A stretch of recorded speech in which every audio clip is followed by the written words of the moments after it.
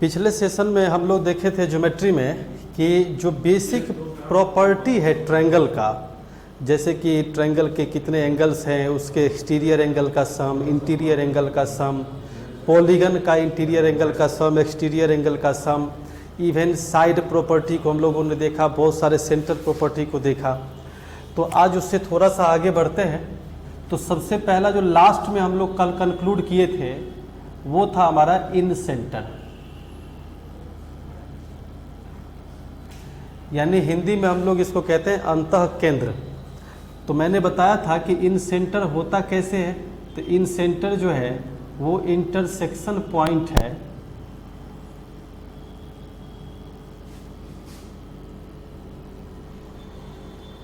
Of interior angle bisector.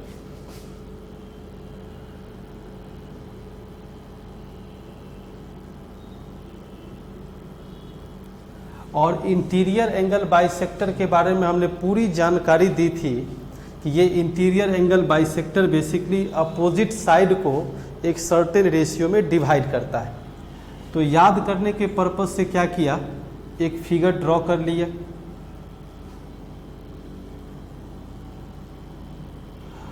और उसमें interior angle bisector को हमने लोकेट कर दिया इस तरीके से।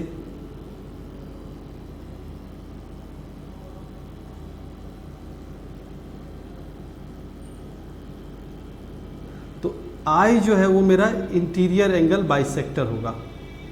तो पूरे थ्योरम को डिटेल में रट लिया, ए बी सी, ये हो गया डी ई और एफ। तो सबसे पहला हमने कंक्लूजन बोला था कि इंटीरियर एंगल बाइसेक्टर में आई इन सेंटर है। आई क्या है? इन सेंटर।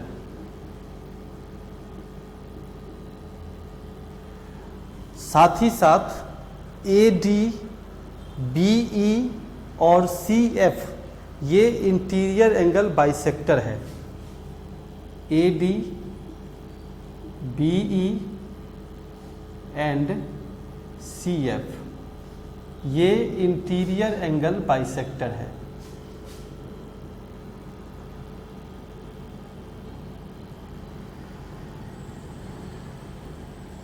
ठीक है यहाँ तक। फिर हमने कल कंक्लूजन आपको बताया था कि एंगल बी आई सी, यानी ये वाला जो एंगल था, इस एंगल की जो वैल्यू थी वो 90 प्लस हाफ एंगल ए। और इसी प्रकार अगर हम बात करें इस एंगल की, यानी ए आई और सी, तो ये एंगल था A I C equal to 90 plus half angle B. और इसी तरीके से angle A I B equal to 90 plus half angle C. यानी तीनों तरह से इन सेंटर पे बना हुआ एंगल का मेजरमेंट हमसे पूछा जाएगा।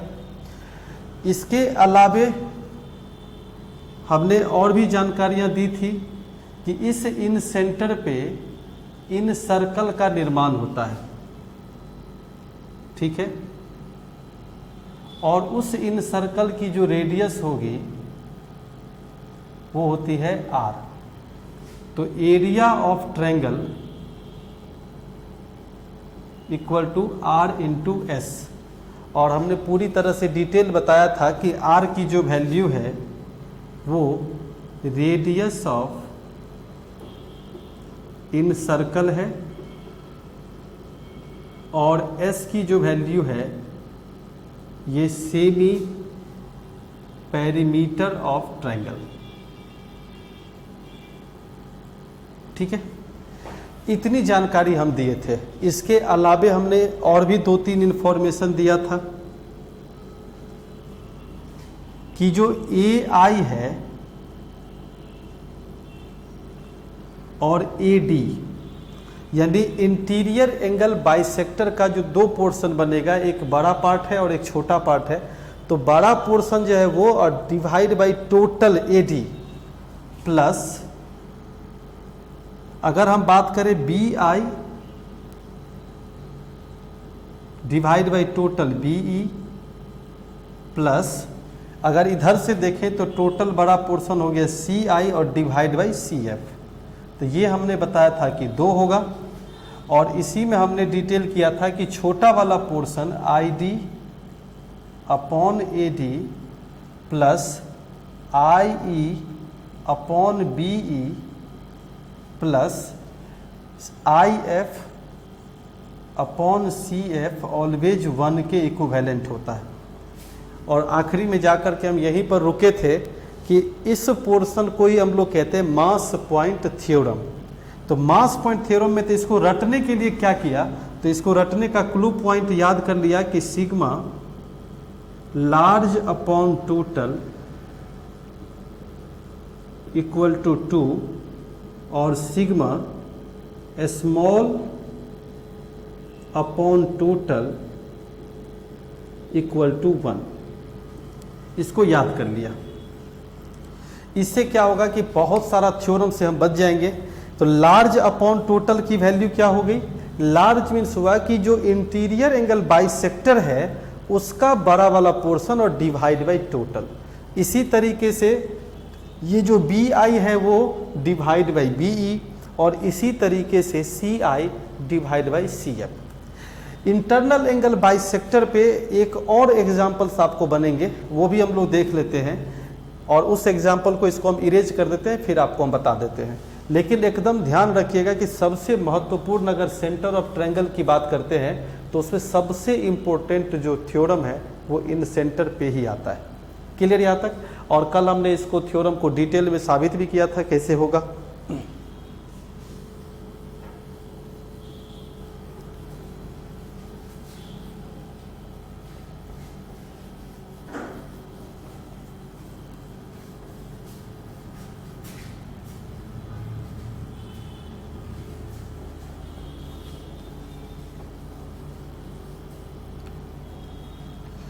दूसरा जो हमारे पास थ्योरम आएगा वो है ऑर्थोसेंटर। ऑर्थोसेंटर का मतलब क्या हुआ, इंटरसेक्टिंग पॉइंट ऑफ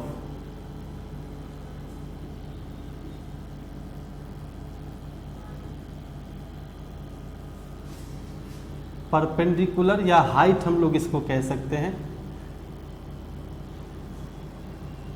यहां पे परपेंडिकुलर या इसको हम एल्टीट्यूड, इसी को लोग हाइट भी कहते हैं। ठीक है, जैसे एग्जाम्पल के लिए हमने एक ट्रायंगल ड्रॉ कर लिया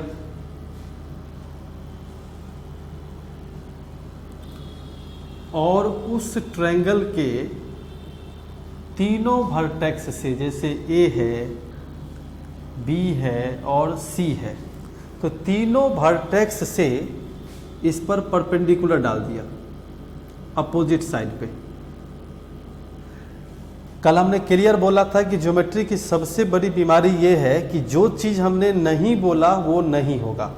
जैसे एग्जाम्पल के लिए मैंने कहा कि परपेंडिकुलर डाला, मैंने ये नहीं कहा कि ये 2 बराबर पार्ट में डिवाइड होगा। इसका मतलब ये हुआ कि परपेंडिकुलर गिरने का मतलब ये नहीं होता कि 2 बराबर पार्ट में डिवाइड करेगा, 2 पार्ट में डिवाइड करेगा। कब ऐसा होगा वो कंडीशन धीरे धीरे आगे समझ में आएगी, हर हमेशा ऐसा नहीं होगा। तो A से जब परपेंडिकुलर डाले BC पर तो मैंने D नाम दे दिया। इसी तरीके से हमने क्या किया, B से परपेंडिकुलर डाल दिया AC पे और इसी तरीके से परपेंडिकुलर डाल दिया इस पे F। तो देखने में पिछले थ्योरम जैसा ही लगेगा, लेकिन बस फर्क इतना है कि पिछले वाले में जो ये AD था वो परपेंडिकुलर नहीं था, वो क्या था, इंटीरियर एंगल बाइसेक्टर था। इस केस में ये जो AD है वो परपेंडिकुलर ऑन BC है, ये ट्रायंगल की क्या है, हाइट है। तो यहाँ पे इसका नाम हमने क्या दे दिया, O। तो यहाँ पे जो O है वो क्या है, ऑर्थोसेंटर। पहला पॉइंट क्लियर।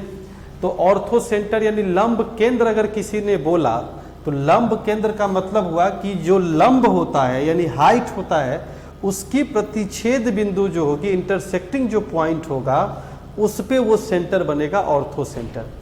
ऑर्थो सेंटर की एक और खासियत है, ये सेंटर तो है लेकिन इससे ऐसा सर्कल जो कि इस तीनों वर्टेक्स से या तीनों साइड से छू के गुजर जाए, ऐसा कोई सर्कल ड्रॉ नहीं होता। तो यहाँ पर ध्यान से देखते जाइएगा। तो फिर से एंगल हमारा यहाँ पर क्या बना, BOC, सेम इन सेंटर की तरह चलेगा, लेकिन यहाँ जो एंगल होगा वो क्या होगा, 180 माइनस एंगल A टाइप का। ठीक है यहाँ तक। इसके अलावे जब AOC बोलेगा तो वो क्या होगा, 180 माइनस एंगल B, और इसी तरीके से AOB अगर किसी ने कहा तो 180 माइनस एंगल C। यहाँ तक सभी को वेल नोन रहता है।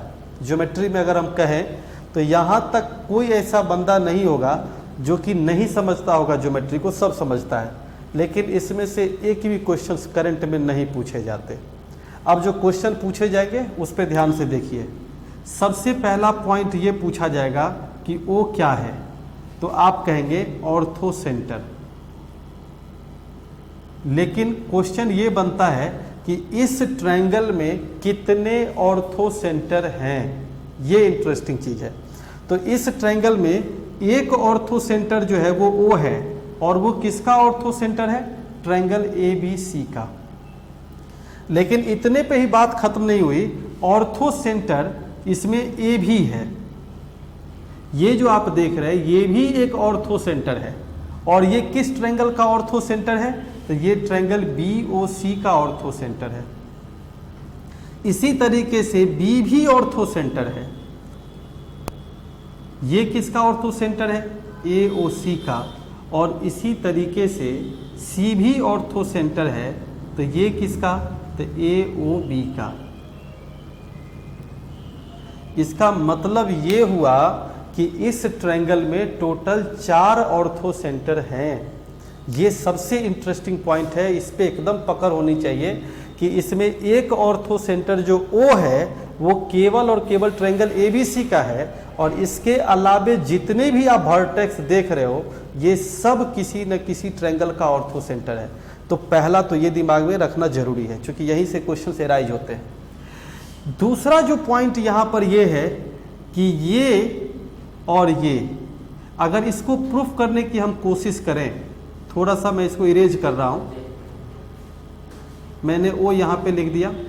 मैंने इसको प्रूफ करने की कोशिश किया तो ये एंगल और ये एंगल, तो सबसे पहला अगर ज्योमेट्रिकली देखा जाए तो ये एक दूसरे के लिए क्या है, स्ट्रेट लाइन जो है वो इंटरसेक्ट कर रहा है O पे। तो आप तो पहला ये कह सकते हो कि एंगल BOC जो है वो निश्चित रूप से एंगल FOE के इक्विवेलेंट होगा, और ऑलरेडी BOC जो है वो लिखा हुआ है 180 माइनस एंगल A। तो अगर ये 180 माइनस एंगल A लिखा हुआ है तो मैं इसको भी कह सकता हूं कि ये 180 माइनस एंगल A है। तो मैं जब इस दोनों एंगल को ऐड करूं तो क्या होगा, angle A plus angle FOE, तो मैं देख पा रहा हूं कि angle A plus 180 minus angle A, तो फाइनली 180 डिग्री आ गया। और चूंकि ये परपेंडिकुलर है तो ये वाला और ये वाला दोनों वर्टेक्स का एंगल जोड़ के भी क्या है, ये 180 डिग्री है। तो हम ये कह सकते हैं कि ये जो ट्रायंगल, ये जो आपका क्वाड्रिलेटरल बन रहा है, ये जो क्वाड्रिलेटरल बन रहा है, चतुर्भुज बन रहा है, ध्यान से समझिएगा, ये साइक्लिक क्वाड्रिलेटरल है। अब समझ में आ गया होगा, मैं यहां से लाइन को जोड़ देता हूं। तो इसका मतलब ये हुआ कि इसमें कुल 3 साइक्लिक क्वाड्रिलेटरल हैं। कौन कौन से, तो चतुर्भुज जो बन रहा है वो एक है AFOE, दूसरा कौन सा बन रहा है BDOF,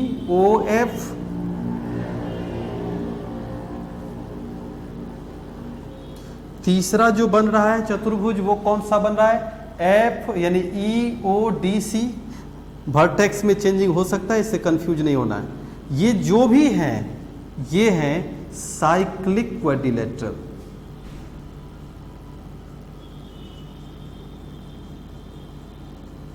और साइक्लिक क्वाड्रिलेटरल का मतलब क्या होता है? अपोजिट वर्टेक्स का सम 180 डिग्री होनी चाहिए। और भी बहुत इंपॉर्टेंट पॉइंट सब है, इस दोनों वर्टेक्स से नेचुरली सर्कल गुजरेगा, क्योंकि जैसे ही हमने लिखा साइक्लिक क्वाड्रिलेटरल, इसका मतलब होता है कि वो ऐसा क्वाड्रिलेटरल है जिसके चारों वर्टेक्स से एक सर्कल गुजरेगा। किस टाइप का? मतलब इस टाइप का, कि मान लेता हूं कि ये एक सर्कल है और ये चारों वर्टेक्स उस सर्कल पे लाइज कर रहा है, जैसे इस टाइप का, यानी ए, एफ, ओ, और मैंने ले लिया ये पॉइंट, मान लेता हूं ई। तो ये जो आपका है इस टाइप का एक सर्कल गुजरेगा, ये वाला पोर्शन, इसी को मैंने यहां पे उठा के रखा है। ये जो बना, ऐसे ही सब के सब बनेंगे। ऐसे ही ये बी डी ओ एफ से भी गुजरेगा ऐसे, इसी तरीके से यहां से भी गुजरेगा ऐसे, और इसी तरीके से यहां से भी गुजरेगा ऐसे। ये जो सर्कल ड्रॉ हुआ इसका नाम पूछ लेता है, तो इसको हम लोग कहते हैं पेडल सर्कल। इसको हम लोग क्या कहते हैं? Pedal circle. तो अगर क्वेश्चन हमसे कोई पूछ दे कि किसी त्रिभुज में कितने पैडल सर्कल होते हैं, तो हम कहेंगे कि टोटल पैडल सर्कल की संख्या 3 होती है। और कितने ऑर्थो सेंटर होंगे इस ट्रायंगल में, तो हम कहेंगे कि 4 ऑर्थो सेंटर होंगे। इसी तरीके से अगर हमसे क्वेश्चन पूछा गया कि इस एंगल का और इस एंगल का सम क्या होगा, तो 180 डिग्री के बराबर होगा। या फाइनली BOC का जब मान निकालना होगा तो वो क्या कहेंगे, 180 माइनस एंगल ए के बराबर होगा। एक चीज और जो पूछा जाएगा वो बड़ा इंटरेस्टिंग क्वेश्चन होगा कि ये जो ट्रायंगल ABC होगा वो एक्यूट एंगल ट्रायंगल होगा, यानी न्यून कोण, और ये जो होगा ये ऑब्ट्यूज एंगल ट्रायंगल होगा, यानी अधिक कोण।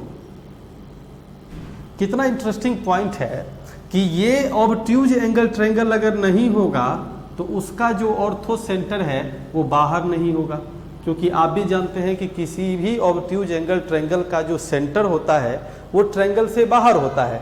तो ये वाला इस ट्रायंगल का ऑर्थो सेंटर है, इसका मतलब हुआ कि इस ऑर्थो सेंटर इस ट्रायंगल से बाहर है। क्लियर यहाँ तक? तो मुझे लगता है कि बहुत सारा टॉपिक हमने इसमें डिस्कस कर दिया। अब आगे बढ़ते हैं, जो तीसरा सेंटर हमारा है और वो सेंटर है सर्कम सेंटर। क्लियर यहाँ तक? चलिए सर्कम सेंटर की ओर बढ़ते हैं।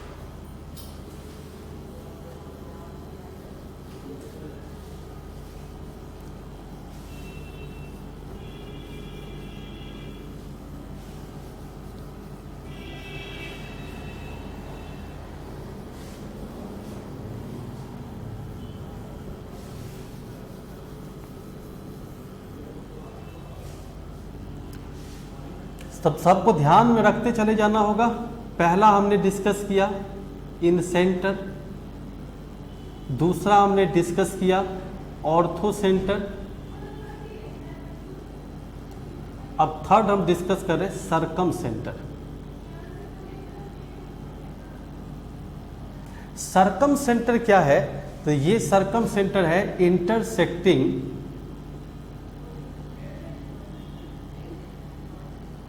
Point of perpendicular bisector.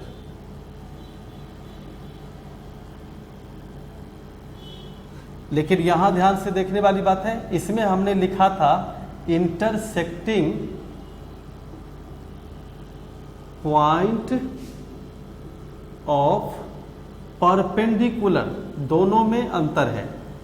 यहां मैंने हाइट के पर्पस से लिखा था और यहां हुआ क्या चीज, परपेंडिकुलर बाइसेक्टर, यानी ऐसा परपेंडिकुलर जो कि अपोजिट साइड को 2 इक्वल पार्ट में डिवाइड करता है। फॉर एग्जाम्पल, जैसे मान लीजिए कि मैंने एक ट्रायंगल ड्रॉ कर लिया और इस पे हम ऐसा परपेंडिकुलर डालें जो कि दोनों एक ही साइड को दो इक्वल पार्ट में डिवाइड कर दिया। क्लियर? जैसे इस साइड पे ठीक बीचों बीच ले लिए तो यहाँ पे 90 डिग्री, इसी तरीके से यहाँ पर बीचों बीच ले लिया, यहाँ पे 90 डिग्री। मजे की बात यह है कि ये जो लाइन है जब आप प्रोड्यूस करेंगे तो जरूरी नहीं है कि ये वर्टेक्स से गुजरेगा। ये सबसे इंटरेस्टिंग पॉइंट है। जैसे कि ये है तो ये जरूरी नहीं है कि इस वर्टेक्स से गुजरेगा, इसीलिए ये सब ध्यान में नहीं रखना है। मैंने पहले ही कह दिया कि जो नहीं बोले उस पर नज़र नहीं रखनी है। अगर ये वर्टेक्स से गुजरता तो हम भी इस लाइन को वहाँ तक ऐड कर दिए होते। ठीक है, तो ये जो इंटरसेक्टिंग पॉइंट है ये बताता है कि अपोजिट साइड को क्या करेगा, दो इक्वल पार्ट में डिवाइड करेगा। हिंदी में इसको हम क्या कह सकते हैं, लंब समद्विभाजक। तो यहाँ पर एक सेंटर बना, इसका नाम मान लीजिए हमने ओ दे दिया, सी दे दिया, कुछ भी लिख सकते हो, लेकिन मान लीजिए ओ दे दिया। तो ये वर्टेक्स है ए बी सी। तो इसका ओरिजिन तो हम बता ही नहीं पाएंगे। किसी ने अगर हमसे पूछा कि परपेंडिकुलर बाइसेक्टर का ओरिजिन कहाँ से होगी, नहीं बता सकते। क्यों नहीं बता सकते? क्योंकि ये वर्टेक्स पे टकराएगी नहीं, ये कहीं और भाग जाएगी। तो हम एंडिंग पॉइंट बता सकते कि इसका जो फाइनल लैंडिंग पॉइंट है वो किसी भी साइड पे ठीक बीचों बीच जाके परपेंडिकुलर बनता है। ये सब मैं इसीलिए बार बार दोहरा रहा हूँ क्योंकि कॉपी में ये सब पॉइंट नोट होना चाहिए, क्योंकि इतनी इन्फॉर्मेशन किताबों में आपको जल्दी एक जगह नहीं मिलेगा। क्योंकि ये लैंग्वेज के माध्यम से ही बोली जा सकती है, लिखने के माध्यम से तो पूरे 10-10 पन्ने में चले जाएंगे। तो नोट करते जरूर जाइएगा कि अगर किसी ने आपसे पूछा कि इन जो परपेंडिकुलर बाइसेक्टर है उसका ओरिजिन, तो इसकी ओरिजिन नहीं कही जा सकती, लेकिन अपोजिट साइड को दो इक्वल पार्ट में क्या करेगा, डिवाइड जरूर करेगा। तो इससे जो एक सेंटर बना इसी को हम लोग कहते हैं सरकम centre.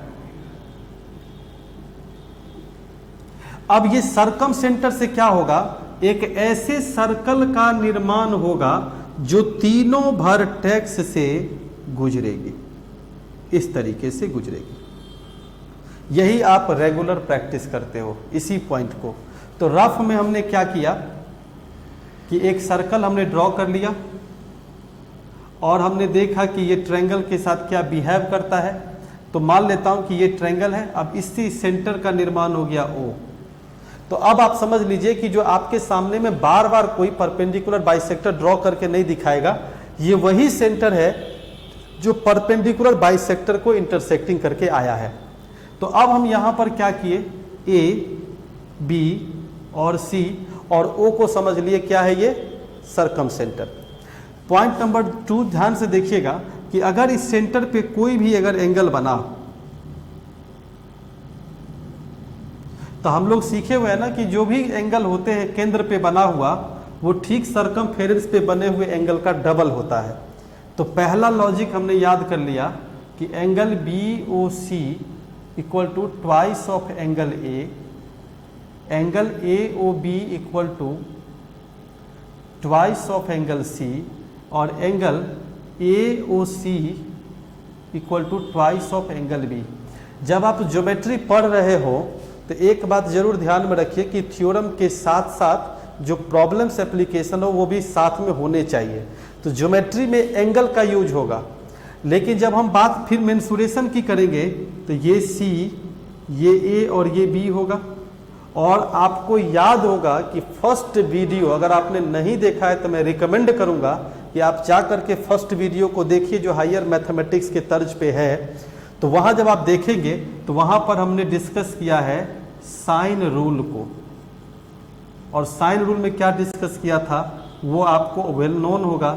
A by sine A equal to B by sine B equal to C by sine C equal to 2R। ये पूरी तरह से डिटेल हमने चर्चा करी थी, उसी का पोर्शन यहाँ पर है, और कैसे साबित होता है वो भी मैंने उस वीडियो में डिस्कस किया था।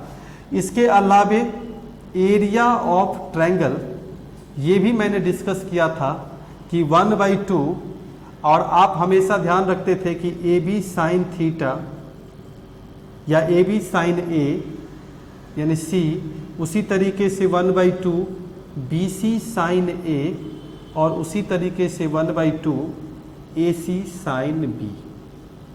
ठीक है यहाँ तक। तो पूरे सरकम सेंटर की जितनी भी डेफिनेशन है वो सब इस रूल पे आकर के अटकेगा और एक एक पॉइंट पे आपको ध्यान देना पड़ेगा।